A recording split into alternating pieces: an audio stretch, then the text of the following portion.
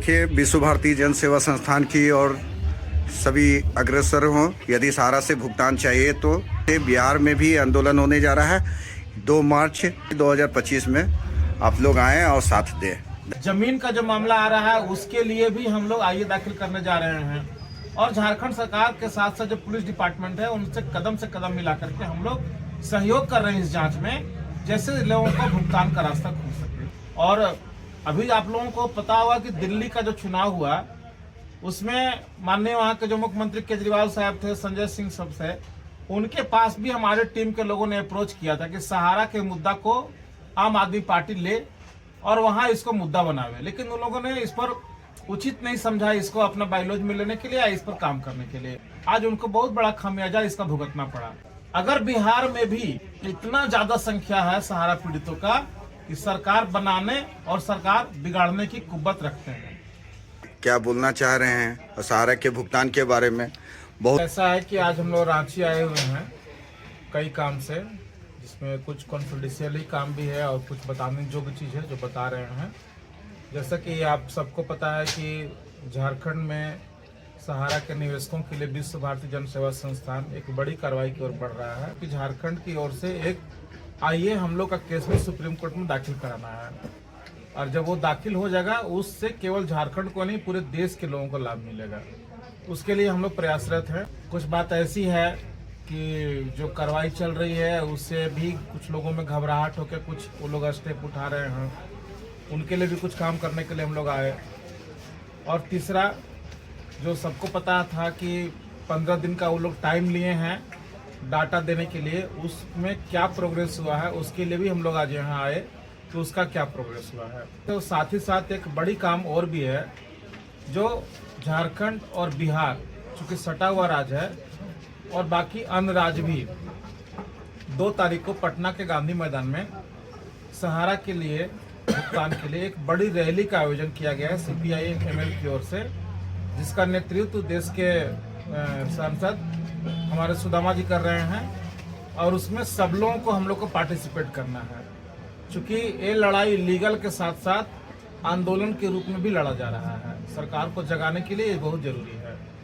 तो ये आह्वान करने के लिए हम लोग आए हैं कि सब लोग रांची से ही बड़ी संख्या में पटना के कार्यक्रम में भाग लें। लोगों ने आश्वस्त भी किया कि पटना से भी अच्छी संख्या जाएगी। साथ ही साथ एक बात और अहम है कि झारखंड में जो कार्रवाई चल रही है, माननीय मुख्यमंत्री जी जो कमिटमेंट किए थे विश्व भारती जन सेवा संस्थान के साथ में, उसको पूरा करवाने के लिए माननीय DGP अनुराग गुप्ता सर को जिम्मेवारी दिए हैं कि आप SIT गठन करके सारे मामलों का छानबीन कीजिए, जांच कीजिए, जो लोग आरोपित हैं उनको जेल में डालिए और लोगों का भुगतान कैसे होगा उसका रास्ता बनाइए।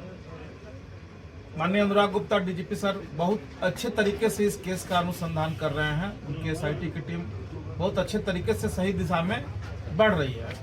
जांच जैसे जैसे बढ़ रहा है तो जो सहारा को संरक्षण दे रहे थे इतने दिनों से, खास करके भाजपा के लोग, उनमें खलबली है। क्योंकि आपने देखा है कुछ दिन पहले मध्य प्रदेश में एक विधायक जी 200 करोड़ की जमीन मात्र 90 करोड़ में खरीद लिए। इस प्रकार का बहुत सारा काम झारखंड और बिहार में भी हुआ है। समय समय पर आने पर मैं उसका खुलासा भी करूंगा। तो उसी तरह का काम यहाँ भी हुआ है और उसमें भी भाजपा के कई बड़े चेहरे का नाम उजागर होने की पूरी संभावना है इस जांच में। उससे खलबली मची हुई है। झारखंड के बड़े नेताओं के साथ साथ केंद्रीय नेता जो इनके भाजपा के लोग हैं उनमें भी वो लोग जांच को प्रभावित करने के लिए चाह रहे हैं कि किसी प्रकार से DGP अनुराग गुप्ता जी को पद से ही हटा दिया जाए, और उसके लिए वो लोग तरह तरह का षड्यंत्र रच रहे हैं, जो कि गलत है। क्योंकि झारखंड में बहुत सारे लोग भुगतान नहीं मिलने के कारण सुसाइड भी कर लिए। कोई रेल से कट के मर गया है, कोई फांसी लगा के मर गया, कोई डिप्रेशन में आकर के मर गया, और कोई सुनने वाला नहीं है। आज अगर झारखंड की सरकार इस मामले में सहानुभूति पूर्वक लोगों के लिए आगे बढ़ रहा है और कुछ काम करना चाह रहा है तो लोगों को काम करने देना चाहिए। क्योंकि आखिर देश में न्याय व्यवस्था किन के लिए किसके पास लोग जाएंगे?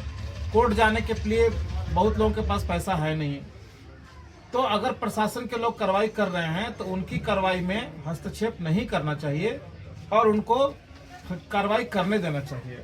आपने देखा सहारा इंडिया का भी यही उसूल रहा है। रिजर्व बैंक ऑफ इंडिया ने इस पर कार्रवाई किया तो रिजर्व बैंक ऑफ इंडिया को ही गलत साबित करने पर रुक गए। इनकम टैक्स ने कार्रवाई किया तो इनकम टैक्स को गलत साबित करने लगे। सेबी ने कार्रवाई किया तो सेबी पर को गलत साबित करने लगे। अभी झारखंड की सरकार इनके ऊपर कार्रवाई करने जा रही है, प्रशासन के लोग काम करने जा रहे हैं तो उनको लोग गलत ठहरा रहे हैं। तो सहारा का तो नियत था ही, लेकिन सहारा के साथ साथ इस देश के भाजपा के लोग जो बड़े बड़े पदों पर बैठे हुए हैं वो लोग इस तरह का काम कर रहे हैं तो बड़ा आश्चर्य लग रहा है। खास करके झारखंड के जो पूर्व मुख्यमंत्री माननीय हमारे बाबूलाल मरांडी जी, जिनका की ईमानदारी का लोग चर्चा करते हैं, उनका बखान किया जाता है कि वो बहुत अच्छे नेता हैं। और ऐसे लोग अगर डीजीपी साहब को पद से हटाने के लिए और सहारा का जांच को प्रभावित करना चाहते हैं तो ये बड़ा आश्चर्यजनक है और बड़ा शर्मनाक और बड़ा लज्जापूर्ण काम है। ऐसा उनको नहीं करना चाहिए। तो मैं इसकी घोर भर्त्सना करता हूँ। लोगों से चाहता हूँ कि लोग दुआ करें कि अनुराग गुप्ता सर डीजीपी के पद पर कायम रहें, इस जांच को ढंग से करें, दोषियों को सजा दें और गरीबों का भुगतान करवाने में मदद करें।